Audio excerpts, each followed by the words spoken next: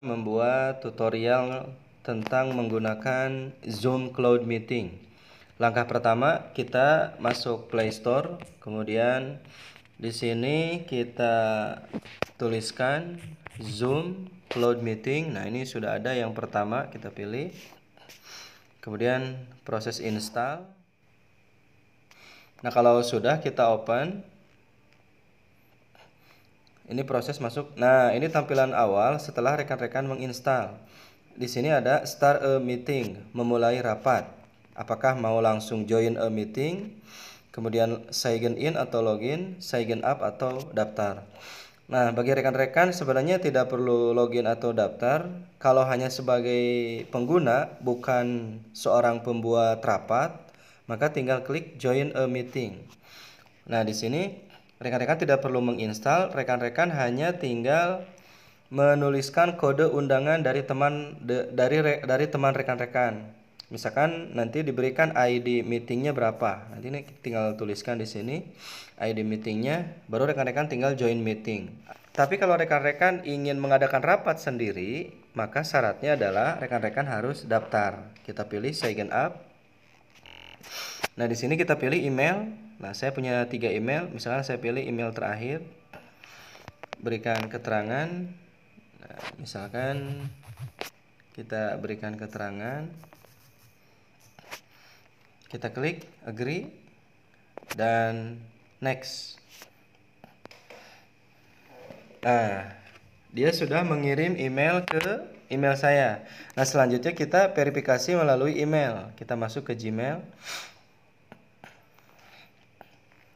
Kita pilih email yang tadi didaftarkan. Nah, ini sudah ada konfirmasi, please active your Zoom account. Kita aktifkan akunnya dengan mengklik active account. Tadi ini register melalui email ya, register mengaktifkan melalui email sehingga tampilannya adalah web browser. Kalau kita sudah join tadi, dia minta download from Google Play. Padahal kita tadi sudah melakukan. Nah, karena ini aktivasi account melalui email, kita klik aja lagi download from Google Play. Kita download Google Play Store, kita pilih go to aplikasi market. Nah, di sini tidak bisa mendownload lagi karena tadi sudah, kita langsung open saja. Baru login. Misalkan oke. Ya. Oke, nah rekan-rekan, inilah tampilan awal pada saat proses instalasi dan aktivasi account melalui Google selesai. Nah, sekarang kita jelajahi fitur-fiturnya apa saja. Pertama, di sini ada yang warna oranye ini new meeting. Ada join, ada schedule, ada share screen. Kemudian di bagian bawah ada meet and chat, ada meetings, ada contacts. Kemudian ada setting. Nah, sekarang kita mulai dari new meeting. Nah, rekan-rekan, new meeting ini adalah apabila kita sebagai host, sebagai pemateri atau narasumber. Nah, di sini ada use personal meeting ID, PMI. Nah, ini adalah nomor kita ya, 498-789-8488. Nomor ini yang akan kita gunakan untuk memanggil teman-teman kita, untuk mengundang teman-teman masuk ke link kita, ke rapat kita. Nah, ini kalau rekan-rekan mau meeting, ini silakan start a meeting. Kemudian ini ada join. Join ini artinya yang tadi sudah saya jelaskan. Join ini artinya kita diundang oleh teman kita untuk meeting. Maka kita memasukkan kode undangan dari teman kita. Itu semuanya 9 digit. Nah, ini tinggal langsung join meeting. Maka kita masuk ke link mereka. Kemudian ini ada schedule. Schedule ini adalah untuk mengagendakan rapat. Ya, ini rekan-rekan boleh dikasih nama rapat ini tentang apa? Misalkan rapat silaturahim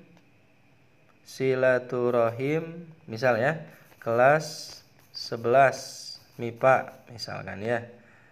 Silaturahim kelas 11 MIPA 3 misalkan. Nah, ini kapan waktunya, dari jam berapa sampai jam berapa menurut waktu Indonesia ya, repeat, diingatkan menggunakan personal ID meeting. Nah, ini klik, kalau klik berarti nanti teman kita harus memasukkan user ini. Kalau tidak diklik berarti mereka langsung otomatis masuk. Nah, ini password meetingnya.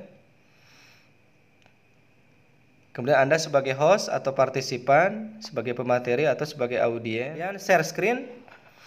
Nah, share screen ini digunakan untuk berbagi screen atau dokumen pada saat rapat. Nah, ini nanti kita gunakan nanti. Oke, sekarang kita masuk ke new meeting ya. Kita gunakan use personal meeting ID. Nah, kita start a meeting, kita klik. Nah, pada saat ini masih login.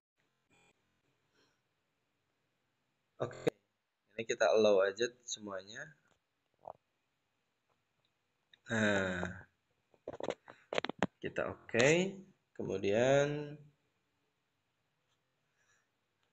ini adalah contoh tampilan meeting kita. Nah, di sini rekan-rekan, kita lihat di bagian atas ini ada end pada saat kita ingin mengakhiri.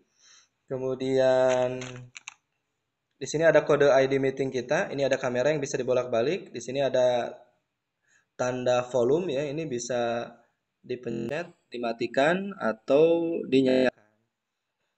Pada saat kita berbicara, maka posisinya yang paling bawah ini mute ya.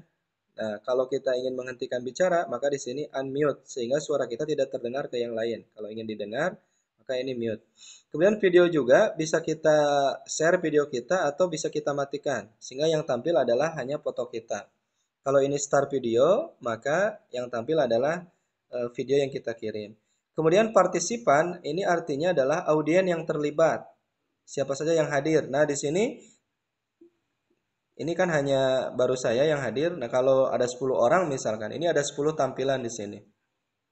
Kalian bisa chatting di sini, menuliskan sesuatu, bisa interaktif. Misalkan apa kabar? Kemudian oh ya, di partisipan, andaikan kita sebagai pemateri dan ternyata berisik room kita, maka rekan-rekan tinggal tulis mute all. Klik. Nah, itu semuanya diam ya, tidak terdengar. Jadi tidak mengganggu presentasi kita. Oke. Ini juga. Kemudian kita juga bisa menginvite teman-teman kita melalui ini, apakah di-invite melalui pesan, messenger atau mengcopy URL dan kopiannya ini kita share ke WA mereka. Kemudian sekarang kita coba rekan-rekan dengan share screen ya. Kita coba share screen. Share screen. Nah, ini share. Nah, share ini rekan-rekan, ini bisa share foto, dokumen, box, Dropbox ya, dan sebagainya. Atau share screen. Nah, saya coba dulu share screen. Share screen ini artinya kita membagi tampilan handphone kita atau tampilan laptop kita. Nah, contoh seperti ini. Nah, dia minta izin dulu untuk kita berikan izin. Kita coba share screen. Pertama kita klik share. Nah, ini banyak, ada foto, dokumen, box, Dropbox, Google Drive. Nah, kita coba share foto. Kita cari, ini izinkan, allow. Bisa kita ambil foto. Nah, ini nanti di audiens atau di pengamat ya, orang-orang yang kita undang akan tampil foto seperti ini. Kalau sudah, ini tinggal stop share. Misalnya kita ganti share yang lain yaitu ke screen. Kita izinkan.